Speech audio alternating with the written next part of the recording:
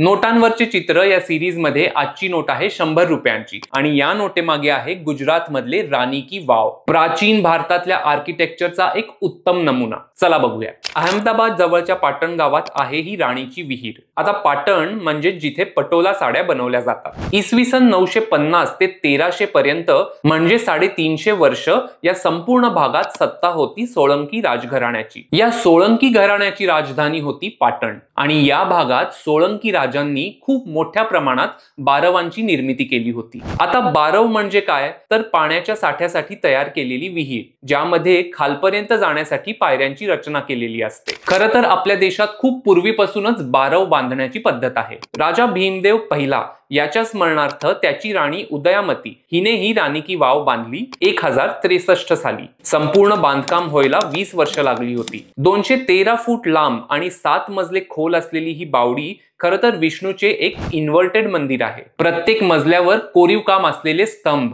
कमानी आणि मूर्तिकला आहे. यात विष्णूचे अवतार, अप्सरा, दुर्गा, पार्वती आणि जवळपास 1000 शिल्प आहेत. 64 मीटर लांब, 20 मीटर रुंद आणि 27 मीटर खोल या बावडीची रचना पावसाचे पाणी साठवून वर्षभर पुरवठा करण्यासाठी केली गेली. असं म्हणतात की पाटण गावातून वाहणाऱ्या सरस्वती नदीला काही शतकांपूर्वी प्रचंड मोठा पूर आला होता आणि या पुरात राणी की वाव आणि आजूबाजूचा भाग गाडला गेला. 1890च्या दशकात ब्रिटिश पुरातत्व खात्यात काम करणारे जेम्स बर्गेस आणि हेनरी क्युसेन्स यांनी राणी की वावचा शोध लावला. 1980च्या दशकात भारतीय पुरातत्व विभागाने या जागी उत्खननाचे एक मोठे प्रोजेक्ट हाती घेतले आणि ही अद्भुत बावडी जगासमोर आणली. आश्चर्य आणि अभिमान वाटावा अशा या कलाकृतीला 2014 साली युनेस्कोने जागतिक वारसा स्थळाचा दर्जा दिला. ही माहिती जर आवडली असेल तर एक लाईक नक्की करा आणि सबस्क्राईब बटनवर क्लिक करा.